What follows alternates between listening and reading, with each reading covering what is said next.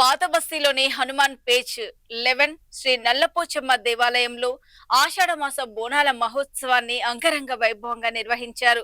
ఈ సందర్భంగా అమ్మవారికి ప్రత్యేక పూజలు నిర్వహించారు. కార్యక్రమానికి ముఖ్య అతిథిగా యాకుత్పుర కంటెస్టెడ్ ఎమ్మెల్యే వీరేంద్ర యాదవ్ హాజరై అమ్మవారికి ప్రత్యేక పూజలు చేశారు. దేవాలయానికి రావడం ఎంతో సంతోషంగా ఉందని, ప్రతి సంవత్సరము అమ్మవారి కృపతో బోనాల ఉత్సాహాలు ఘనంగా నిర్వహిస్తున్నామని తెలిపారు. ఇటీవల ఆలయంలో శివలింగ ప్రతిష్టాపన, ధ్వజస్తంభం, కాలభైరవ విగ్రహాల ప్రతిష్టాపన జరగడం సంతోషకరమని వీరేంద్ర యాదవ్ పేర్కొన్నారు. శ్రీ నల్లపోచమ్మ దేవాలయం దినదినాభివృద్ధి చెందాలని ఆకాంక్షించారు. ఈ కార్యక్రమంలో చైర్మన్ నరసింహగౌడ్, అధ్యక్షులు ఆశిష్ దుబే, కార్యనిర్వాహక అధ్యక్షుడు దార్ల రాజు శ్యామసుందర్ తో పాటు ట్రస్ట్ కమిటీ సభ్యులు పాల్గొని బోనాల కార్యక్రమాన్ని విజయవంతం చేశారు.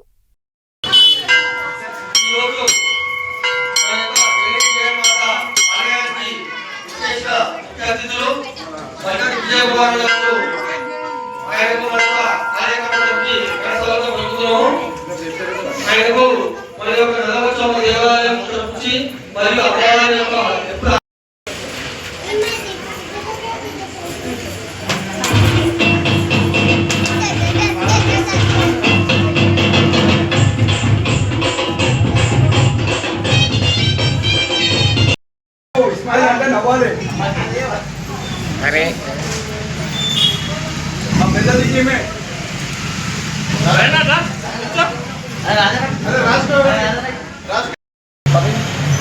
लॉन्ग लॉन्ग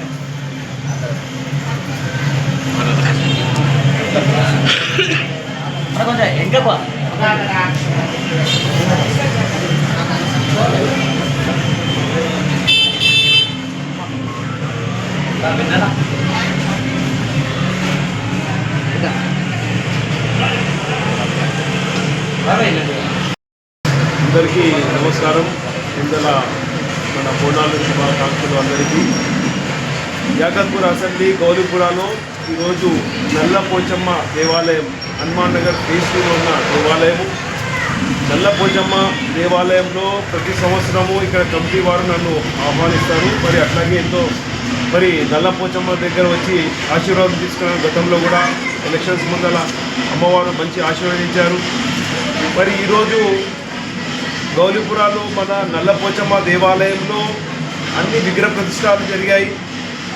నూతనంగా మన ధ్వజస్తంభం కూడా ఏర్పాటు చేశారు కమిటీ వారు. అట్లాగే శివలింగం కూడా మరి మన కాశీ నుంచి నర్మదా నుంచి తీసుకొచ్చారు.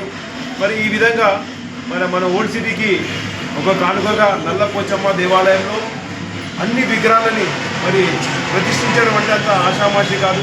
దీంట్లో ఎంతో ఖర్చు కూడినది. ప్రతి ఒక్క విగ్రహాన్ని ప్రతిష్టాపన చేసి ఎంతో పూజలు వ్యవహరించి దానికి ఎంతో హోమాలు. అందరికీ నమస్కారం. నా పేరు నరసింహగౌడ్, శ్రీ నల్లపోచమ్మ దేవాలయ చైర్మన్ని.